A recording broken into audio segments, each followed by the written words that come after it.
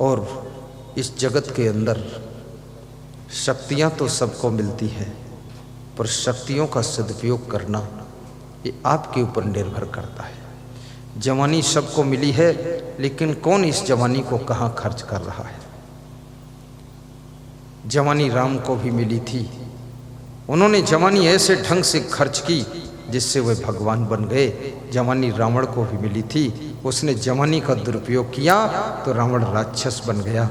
याद रखना, जवानी का अगर सदुपयोग करोगे तो भगवान के पद पर भी पहुंच सकते हो, महान के पद पर पहुंच सकते हो। यदि दुरुपयोग किया तो राक्षस भी कहला सकते हो, राक्षस भी कहला सकते हो।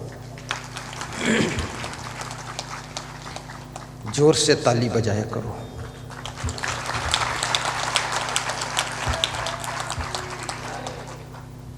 देखने के लिए आंख मिली है सबको, लेकिन देखते क्या हो, ये बड़ी समझ की बात है। किसको देखते हो, क्या देखते हो, किस दृष्टि से देखते हो, और देखना क्या चाहिए, और क्या देखने में तुमने समय गंवाया है, ये तो सोचो। आंख कोई साधारण इंद्री नहीं है। जिसके पास आंख नहीं है उसका पूरा संसार अंधकारमय हो जाता है। और ये आंख, याद रखना, जिसने अपनी आंख को संभाल लिया, कानों को संभाल लिया, ये दो इंद्रियां बड़ी विचित्र हैं। कान सुनते हैं, आंख देखती है। जैसा देखते हो, जैसा सुनते हो, फिर ये दिमाग सोचता है, और जैसा सोचते हो, फिर हाथ तुमको वैसा बनने के लिए वही काम करना शुरू कर देते हैं। ये पैर फिर उसी राह पर चलना शुरू कर देते हैं। जैसा तुम सोचते थे, जैसा देखते थे, जैसा सुनते थे, ये पैर भी उस पथ पर आगे बढ़ते हैं। जैसा तुम सोच रहे हो वैसा ही तुम्हारी जिंदगी का निर्माण करने के लिए तुम्हारी कर्म इंद्रियां कर्म करना शुरू कर देती है। और जिह्वा इंद्री बड़ी जबरदस्त इंद्री है। जिह्वा इंद्री, आंखें दो हैं लेकिन काम एक है देखने का। कान दो हैं, काम एक है केवल सुनने का। लेकिन जीभ एक है, इसके काम दो हैं, बोलने का और स्वाद लेने का। डबल डिपार्टमेंट है इसके पास, जीभ के पास। विचार कीजिए, ये जीभ कोई साधारण नहीं है। स्वाद लेती है और बोलती भी है। और क्या सिस्टम है जीभ का। जिनकी जीभ कट गई वो बोल नहीं पाते हैं, और कई लोगों की जीभ भी है फिर भी नहीं बोल पाती। कुछ और अंदर मशीन बहुत लगी, गड़बड़ हो गई होगी। डॉक्टर भी फेल है, बोलवा नहीं पाता बेचारे से। और जीभ से जीवन का निर्माण होता है। स्वाद के लिए कभी मत खाओ, स्वास्थ्य के लिए खाओ। और ये देखो कि तुम्हारे शरीर को क्या चीज सूट कर रही है। और ये भी देखो, मनुष्य श्रेणी में तुम हो, मनुष्य को क्या चीज खाना चाहिए। कभी कभी तुमको ऐसी गलत चीजें सूट करेंगी जो मनुष्य को खाना ही नहीं चाहिए। उस पर भी थोड़ा विवेक कीजिए, विचार कीजिए। ऐसी चीजों को मत खाना जो मनुष्य के खाने योग्य नहीं। और कितना खाना चाहिए इस पर भी विवेक कीजिए। इसके लिए श्री कृष्ण ने गीता में कहा है। अर्जुन ने पूछा कि दुख कैसे दूर होंगे कृष्ण। कृष्ण ने सबसे पहले खाने की बात किया है। युक्ताहार विहारस्य युक्त चेष्टस्य कर्मसु युक्त स्वप्नों बोधस्य योगो भवद दुःख। जिसका आहार और विहार यथा योग्य है, कब क्या खाना चाहिए, कितना खाना है, क्या नहीं खाना है, ये जिसके पास में ज्ञान है और इस पर जिसका कंट्रोल है, संयम है, शाम को फल खाओगे सर्दी जुकाम होने की संभावना है। और याद रखना, शाम को तरबूज खाओगे सर्दी जुकाम खांसी होने की संभावना है। शाम को मूली खाओगे बुखार आने की संभावना है। सवेरे मूली खाओगे तो पेट साफ हो जाएगा। सवेरे पपीता टमाटर खाओगे आपका स्वास्थ्य अच्छा हो जाएगा। रात में कच्चे टमाटर की चटनी खाओगे आपको सर्दी जुकाम खांसी हो सकती है, अगर कमजोरी है थोड़ा सा। लेकिन कितने लोग न रात देखते न दिन देखते हैं, और टमाटर की चटनी चाहे जब मिल जाए उठाकर पूरी कटोरी पी लेते हैं कि जय बजरंगबली, चाहे कुछ भी हो जाए क्योंकि उसमें टेस्ट होता है, खट मिठा होती है। अब वहीं से दुख शुरू हो गया। सवेरा होते ही बीमार हो गए, फिर बोलते गले में दर्द है, फिर कहीं कहते हैं कि जीभ मोटी मोटी है, तो बहुत बढ़िया है। फिर बोलते हैं कि बुखार आ गया है, इसीलिए आएगा। शरीर में समशीतोष्ण चीजों की आवश्यकता है। जैसे महिलाएं भोजन बनाती है, भोजन में जीरा डालती है, जीरा गर्म होता है तो साथ में धनिया डाली जाती है, वो ठंडी होती है, तो धनिया की शीतलता और जीरे की गर्मी दोनों मिलकर के बराबर हो जाती है। अब जिन महिलाओं को मालूम नहीं है तो जीरा तो डाल दिया, अब बोले धनिया बेकार है क्यों डालेंगे। अब वो भोजन की उष्णता बढ़ गई, गर्मी बढ़ गई। अब जिसने जिसने खाया उसका गला सूख रहा है, ओंठे सूख रहे, मुंह सूख रहा है। तो लोग कहते आज मुंह सूख रहा है, तो बनाने वाले से पूछो धनिया डाला है कि नहीं। धनिया नहीं डाला है। हल्दी डालोगे, कहीं का पानी पियो, वो पानी आपको रिएक्शन नहीं करेगा। हल्दी जो है पानी के दुष्प्रभाव को खत्म कर देती है। हल्दी बहुत फायदेमंद चीज है। मेथी डाल दोगे तो शुगर नहीं होगी। ये जितने मसाले हैं, ये मसाले टेस्ट के लिए नहीं है, बल्कि मसाले तुम्हारे शरीर को बीमारी से बचाने के लिए है। लेकिन लोगों ने इसको टेस्ट के अनुसार यूज करना शुरू कर दिया है, इसलिए मसाले भी कष्ट का कारण बन गए।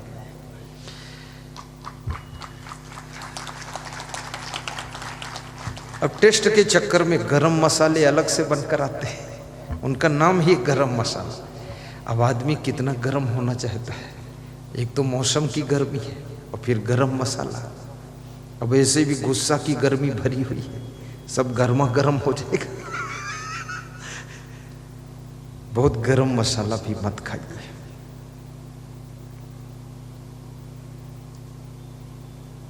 चावल एक ऐसी चीज है जो सब्जी के तेल मसालों के रिएक्शन को मार देता है, और चावल दाल की उष्णता को भी खत्म करता है। और जितने गर्म प्रदेश हैं वहाँ अधिकतर चावल का प्रयोग किया जाता है, और समशीतोष्ण प्रदेश में चावल और रोटी का भी प्रयोग किया जाता है। और प्रकृति भी वहाँ वही चीज ज्यादा बनाती है, निर्माण करती है। जैसे छत्तीसगढ़ में इसको चावल का कटोरा बोलते हैं। चावल का कटोरा बोलना अच्छा नहीं है, इसको चावल का समुद्र बोलना चाहिए। यहाँ तुम नज़र उठाकर छत पर खड़े होकर देख लो, वर्षा ऋतु में जिधर देखोगे सब हरा हरा धान ही धान दिखाई देता है खेतों में। इस चावल का कटोरा तो बहुत छोटा होता है, ये तो समुद्र जैसा है। सबसे ज़्यादा चावल पैदा करने वाला प्रदेश ये छत्तीसगढ़ प्रदेश है, जहाँ बहुत चावल होता है। सबसे ज़्यादा शक्कर पैदा करने वाला प्रदेश उत्तर प्रदेश है, जहाँ शक्कर बहुत पैदा होती है। काफ़ी छत्तीसगढ़ का चावल उत्तर प्रदेश में लोग खाते हैं और यूपी की शक्कर छत्तीसगढ़ में लोग खा लेते हैं। आदान प्रदान हो जाता है। युक्ताहार विहारस्य युक्त चेष्टस्य कर्मसु, जिसका आहार विहार यथा योग्य श्री कृष्ण कहते हैं उसके दुख दूर हो जाते हैं। आहार और विहार बड़ी महत्वपूर्ण चीज बताई जा रही है। आज इस पर विचार कर लेना। हमारे पास में उमरिया जिले में सत्संग था। कौशल कुमार साहू सत्संग कर रहे थे, वही करा रहे थे आयोजक, और उनके साधु गोपीनाथ राजलानी जी, उनके साथी नंदलाल साहू जी, राकेश कोरी जी आदि सब लोग जुटे हुए थे। तो वहाँ पर एक माता जी आई अपने पति के साथ और मुझसे बोली कि तबीयत बहुत खराब रहती है। तो मैंने उसको सीधे बोल दिया, भोजन आधा कर दो, पानी डबल कर दो, 2 किलोमीटर दौड़ना शुरू कर दो, उसके बाद हंसती हुई जिंदगी जियो। तो उसका पति हंसने लगा साइड में, बोले भोजन डबल खाती है, पानी आधा भी नहीं पीती है, और 2 किलोमीटर छोड़ो 2 कदम नहीं चलती है, सब उल्टा ही करती है, ये कैसे नहीं बीमार होगी। पैदल चलना स्वास्थ्य के लिए सबसे अधिक लाभदायक है। अगर तुम जल्दी बूढ़े नहीं होना चाहते हो, कम से कम 5 किलोमीटर रोज पैदल चलिए। और यदि आप लंबे समय तक जवान दिखना चाहते हो तो आधा घंटे फिर दौड़ लगाइए। आप पानी ज़्यादा पीजिए, भोजन आधा कर दीजिए, लंबी सांस खींचिए, हर घंटे में कम से कम 5 बार।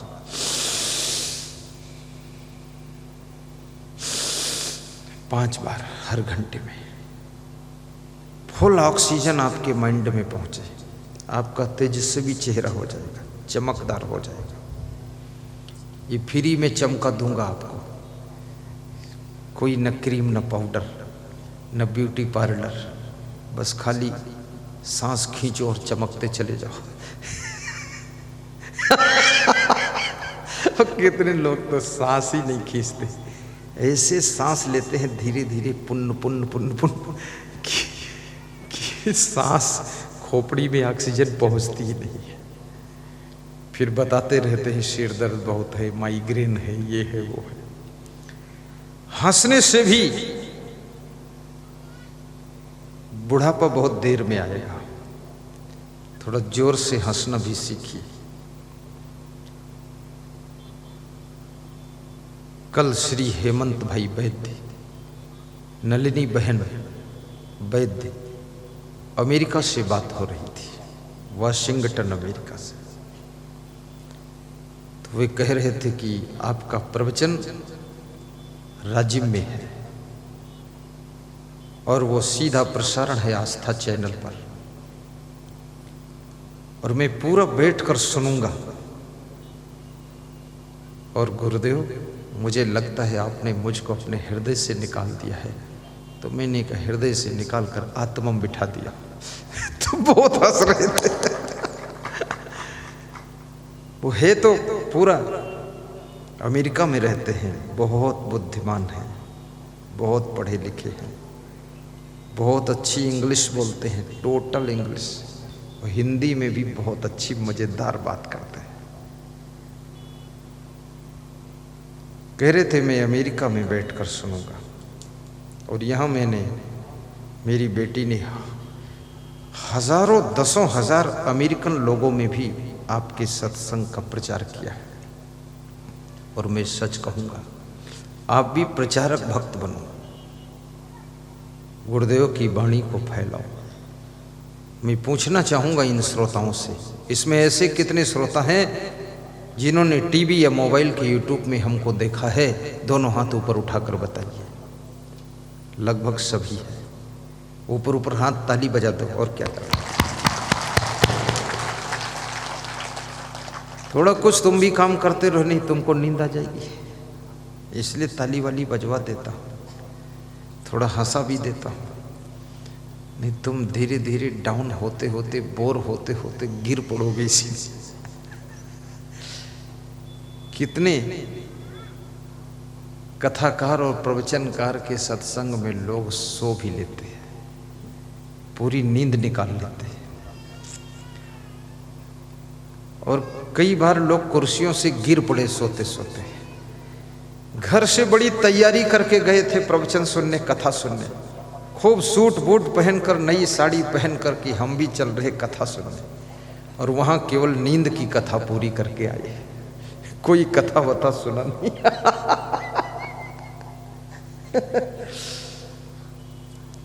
इसलिए मैं थोड़ा हंसता हूं, तुमको हंसाता हूं ताकि तुम सो न पाओ। और कभी कभी ताली बजवा देता हूं, तो ताली वाली बजेगी तो कोई ऊँघ रहा होगा तो भी चटपट सुन के घबरा जाएगा, मेरे ने मार दे, कहीं भी जागरूक हो जाएगा। थोड़ा सा कुछ चाहिए, कुछ भजन गाऊं तो ताली बजाते ही भजन गाना चाहिए, क्योंकि एकदम तुम बैठे रहोगे मूर्ति के रहे, तब तो तुम्हारा शरीर भी जाम हो जाएगा, खून का दौड़ान बंद हो सकता है।